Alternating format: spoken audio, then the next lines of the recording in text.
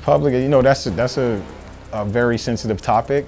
Private versus public's tough. Private versus public. I've never been big like you're a private school, we're a public school, or vice versa. Yeah, I think now it's just, you know, people used to always give the private schools kind of a bad name about recruiting. Heck, the public schools get more transfers than we ever do. Private versus the public at this point, I mean, you know, it's there's so much movement right now in South Florida as far as players go. Elevated the idea of private school. I'm always at a public school, so I'm always going to pull for my public schools. The private schools have jumped ahead. The private schools, they're doing their things, right? They doing what they should be doing. You know, they're competing for championships annually. Private school versus public school, you know what? It's also needed. It's always fun. It's a great rivalry. I don't mind public schools playing private schools. I don't think it's as big of a deal as it used to be. It's really teams versus teams right now. It's pretty equal across the board. Trying to, you know, create a program and create a culture where the kids find it, you know, interesting and they want to be there. The resources that the coach gets are predicated on how hard he's willing to work. There are some inherent advantages that private schools do have over public schools.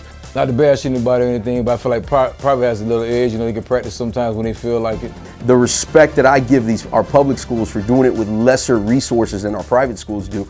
I feel like we're more governed. Private schools have made it just as much competitive as well. Whether you're classified as a public school or private school or whatever, it's really becoming, you know, this collection of athletes versus this collection of athletes. The way, you know, the format and how everything is now in South Florida, private schools do carry a lot of weight. To me, it's not that big of a deal.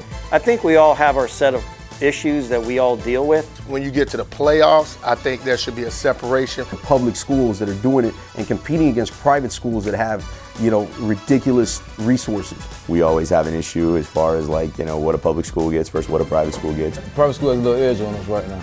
Public schools are we're a little bit behind. To say one's better than the other, I think that bears itself out when you get to the playoffs now. It's important for us public school guys, and especially inner city schools, for us to shed light on what we do. It's a different landscape now than I think it used to be. As far as playing a private school, I mean, in the regular season, I'm all for it, no problem. All that stuff goes to bed when you tee it up on Friday night. Public versus private, I mean, it's all a warlike mentality, man. May the best man win. I think the beauty is in the eye of the beholder. A lot of other states around the country, they do it like that. They separate private and public when you get to the playoffs. Those games, again, heighten pressure. We can't compete on that same playing field as them. It's just a title now more than anything. You know, young men from, you know, 15 to 18 years old competing on the field against each other. And we're, you know, whether they go to a public school or a private school, to me,